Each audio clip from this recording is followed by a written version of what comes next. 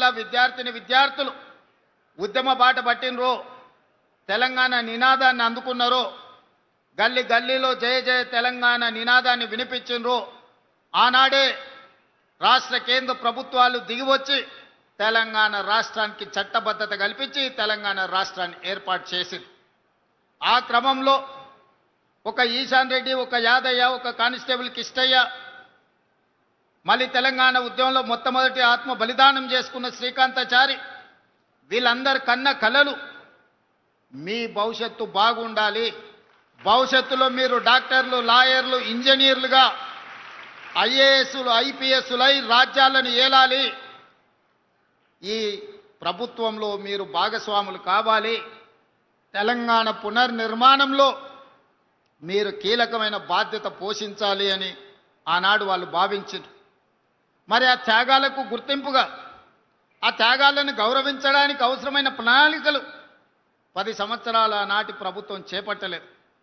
Osmania university 100 సంవత్సరాల శుభకార్యాన్ని కూడా ఆనాడు సరైన విధంగా జరుపుకోలేని పరిస్థితులు. యూనివర్సిటీలో ఉన్న మౌలిక వసతులే కాదు, గ్రామీణ ప్రాంతాలలో ఉండే సింగిల్ టీచర్స్ నుంచి ప్రభుత్వ పాఠశాలల వరకు, అంగన్వాడీ నుంచి మొదలు పెడితే ఎక్కడ చూసినా నిర్లక్ష్యం నిర్లక్ష్యం నిర్లక్ష్యం. ఈ నిర్లక్ష్యం పేదలకు విద్యను దూరం చేసి, పేదలకు విద్య ఎప్పుడైతే దూరమైందో వ్యసనాలకు బానిసలుగా మారి వ్యసన పరుల తెలంగాణగా మారే పరిస్థితులు దాపురించినాయి. అందుకే వీటన్నిటిని దృష్టిలో పెట్టుకొని ఈనాడు ఇక్కడున్న మా టీచర్లకు, నిరంతరం తెలంగాణ ప్రతిష్ట పెంచడానికి పనిచేస్తున్న మా ఉపాధ్యాయులకు ఒక అంశాన్ని నేను గుర్తు చేయదలుచుకున్నా. ప్రభుత్వ పరంగా 26,000 పాఠశాలలు ఉంటే ఈ 26,000 పాఠశాలల్లో 18 లక్షల మంది విద్యార్థులు చదువుకుంటున్నారు. కానీ అదే ప్రైవేట్లో 11,000 పాఠశాలలు ఉంటే 33 లక్షల మంది విద్యార్థులు చదువుకుంటున్నారు. ఈరోజు మా ప్రభుత్వ పాఠశాలలో ఉన్న సిబ్బంది, ఉపాధ్యాయులకు ఉన్న అనుభవం కానీ, వాళ్ళకున్న అర్హత కానీ, వాళ్ళకున్న డిగ్రీలలో సగం కూడా ప్రైవేట్ పాఠశాలల్లో టీచర్లకు లేవు. కానీ మరి ఎందుకు పేదలు ప్రైవేట్ పాఠశాలల బాట పడుతున్నారు, ఎందుకు పేదలు ప్రభుత్వ పాఠశాలల్లో చేరడం లేదు అంటే, ప్రభుత్వం ఆ పాఠశాలల పట్ల నిర్లక్ష్యం వహించడం వల్ల, మౌలిక వసతులు లేకపోవడం వల్లనే. దానికి ఉదాహరణే కొత్తకోట బాలికల పాఠశాల. 2023 కంటే ముందు ఇక్కడున్న పరిస్థితులు 350 మంది స్టూడెంట్స్ చదువుకునే ఈ పాఠశాల హైవేలో ఉన్న కొత్తకోటలో, చైతన్యం ఉన్న కొత్తకోటలో కనీసం పిల్లలను చదివించడానికి తరగతులు గదులు లేకున్నా, గొప్ప గొప్ప నాయకులుగా చెప్పుకునే వాళ్ళు, ఇంటి పేరు నీళ్లను పెట్టుకున్నోళ్ళు, కానీ చదువుల గురించి ఒక్కసారి కూడా ఆలోచన చేయలే. ఇట్నుంచే 100 సార్లు వచ్చి ఉండొచ్చు, పోయి ఉండొచ్చు, కానీ ఏ ఒక్కరోజు కూడా ఈ ప్రభుత్వ బాలికల ఉన్న పాఠశాలలో తరగతి గదులు ఉన్నాయా, పేదోళ్ళ పిల్లలు ఎట్లా చదువుకుంటున్నారని ఆనాటి ప్రభుత్వం ఆలోచన చేయలే.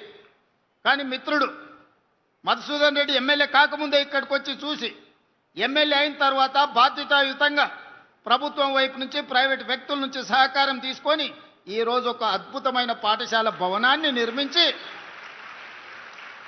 ఇక్కడుండే సిబ్బందికి, ఇక్కడుండే చదువుకునే పిల్లలకు అందించండి. అందుకే నేను స్పష్టంగా విద్యాశాఖ నా దగ్గర పెట్టుకొని కార్పొరేట్ కాలేజీలతో పోటీ పడే విధంగా ఈరోజు తీర్చిదిద్దాలి అని ఒక శపథం తీసుకొని ఈరోజు నేను ప్రయత్నం చేస్తున్నా, పని చేస్తున్నా. కొంత సమయం పడుతుంది. 20-30 సంవత్సరాలు పేరుకపోయిన సమస్యలు 1-2 సంవత్సరాలనే పరిష్కారం అవుతాయని నేను భావిస్తలేను. కానీ ఆ దిశగా ప్రణాళికలు చేసుకోకపోతే ఇంకా 100 ఏళ్ళైనా కూడా ఈ సమస్యలకు పరిష్కారం దొరకదు. అందుకే ప్రభుత్వ పాఠశాలల మీద ప్రత్యేకంగా ఫోకస్ పెట్టిన.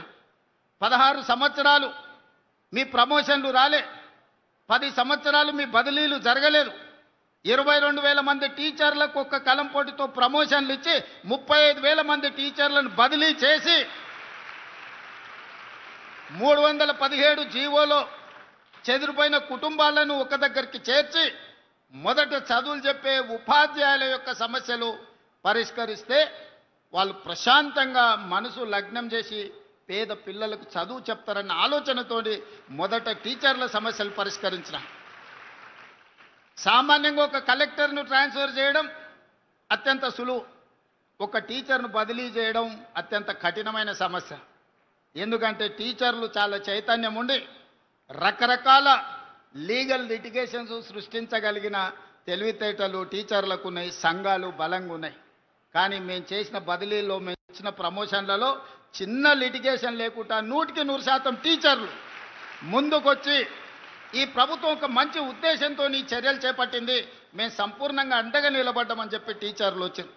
ఈరోజు 1,00,000కు పైగా ఉన్న టీచర్లు, దాదాపుగా 30,000 కోట్ల రూపాయల బడ్జెట్ మన తెలంగాణ విద్యార్థుల యొక్క భవిష్యత్తు తీర్చిదిద్దడానికి నిరంతరం పనిచేస్తున్నారు. దీనికి మా టీచర్లు కష్టపడుతున్నారు. ఫలితాలు కూడా మనం చూసినాం. ఒకప్పుడు 29 రాష్ట్రాలు 7-8 యూనియన్ టెరిటరీల్లో విద్యాశాఖకు సంబంధించి కేంద్ర ప్రభుత్వం ఇచ్చే నివేదికల్లో తెలంగాణ రాష్ట్రం యొక్క స్థానము చివరన 35-36వ స్థానంలో ఉండే. పోయిన నెల కేంద్ర ప్రభుత్వం విడుదల చేసిన నివేదికలో ఇదే తెలంగాణ రాష్ట్ర ప్రభుత్వం ఇదే టీచర్లు చేసిన ప్రయత్నాల వల్ల 18వ స్థానానికి, దాదాపుగా 18 స్థానాలు ఎదిగి ఈరోజు 18వ స్థానంలో తెలంగాణ రాష్ట్ర ప్రభుత్వం నిలబడ్డది అని అంటే ముఖ్యమంత్రిగా అది నా గొప్పతనం కాదు, మీరందరు కష్టపడి పని చేసిండ్రు కాబట్టే, ఈ టీచర్లు నిరంతరం బాధ్యతగా విధులు నిర్వహించిండ్రు కాబట్టే ఈరోజు తెలంగాణ రాష్ట్రానికి దేశంలో 18వ స్థానం వచ్చింది. కానీ దాంతో కూడా నేను మీరు సంతృప్తి చెంది విశ్రాంతి తీసుకోకూడదు. మొదటి 2 స్థానాలలో 1వ స్థానమో 2వ స్థానంలో తెలంగాణ రాష్ట్రాన్ని నిలబెట్టే వరకు మా టీచర్లు నిరంతరం పనిచేయాల్సిందిగా మా టీచర్ సోదరిమణులకు నేను విజ్ఞప్తి చేస్తున్నా. అదేవిధంగా ఈనాడు స్కిల్స్ అవసరం ఉన్నది. మీ అందరికీ తెలుసు, ఒకప్పుడు కంప్యూటర్ సాఫ్ట్వేర్ ఇంజనీర్ అయిందంటే భవిష్యత్తు బాగుంటుంది, అమెరికాకి వెళ్తాడు, డాలర్లు సంపాదిస్తాడు, మాకు ఉజ్వల భవిష్యత్తు ఉంటుందని. ఇవాళ అమెరికాలో ఆర్టిఫిషియల్ ఇంటెలిజెన్స్ టెక్నాలజీ విప్లవం వచ్చి ఉద్యోగాలు పోయి అమెరికాకి వెళ్ళిన పిల్లలు వెనక్కి వస్తుంటే తల్లిదండ్రులు దిగాలుతో కూర్చుంటున్నారు. మరి దీన్ని ఎదుర్కోవడానికి మనం సంసిద్ధత తయారు చేయాలి కదా. అందుకే ఈరోజు వైట్ కాలర్ జాబులు పోతుంటే బ్లూ కాలర్ జాబులు అందించాలి. బ్లూ కాలర్ జాబులు అంటే సాంకేతిక నైపుణ్యం, శిక్షణతో కూడుకున్న నైపుణ్యం. అందుకే ఐటీఐలను 1956లో ప్రారంభిస్తే ఆ రోజున్న సిలబసే ఈ రోజు వరకు నడిపించినాం.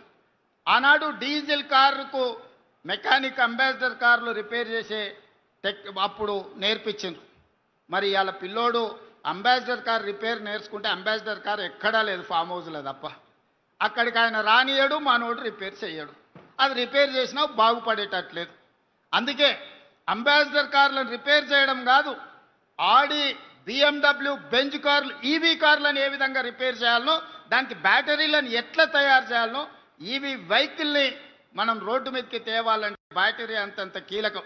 ఇంతకుముందే అమరాజా బ్యాటరీస్ కంపెనీని మన జిల్లాలో మనం ప్రారంభించుకున్నాం. నైపుణ్యం పెరిగింది, దేశాల మీద పోటీ పెరిగింది. ఒకప్పుడు మనం అమెరికా వైపు చూసేటోళ్ళం, ఈరోజు మన ఉద్యోగ ఉపాధి అవకాశాలు German, Japan, south Korea, China లాంటి దేశాలల్లో పెద్ద పెద్ద ఉద్యోగాలు ఉన్నాయి. మన కాళ్ళ మీద మనం నిలబడే అవకాశాలు ఉన్నాయి. అందుకే మా టీచర్లకు అందరికి విజ్ఞప్తి చేస్తున్నా, పిల్లలకు జర్మన్, జపాన్ లాంగ్వేజ్ నేర్పండి, సౌత్ కొరియన్ లాంగ్వేజ్ నేర్పండి. బేసిక్స్ వస్తే కూడా నెలకు 2 లక్షల రూపాయలు సంపాదించుకునే పరిస్థితి ఈరోజు ఉన్నది. ఒకప్పుడు మీరందరూ చూసిండ్రు, ఐఏఎస్లు, ఐపీఎస్లు విదేశాలకు పోయేటోళ్ళు స్టడీ టూర్ అని.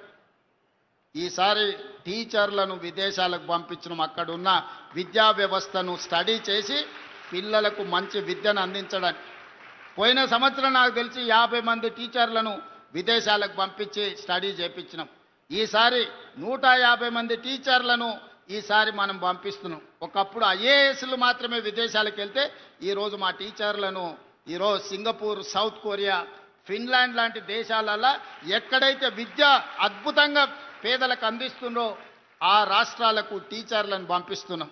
స్టేట్ ఫార్మేషన్ డే రోజు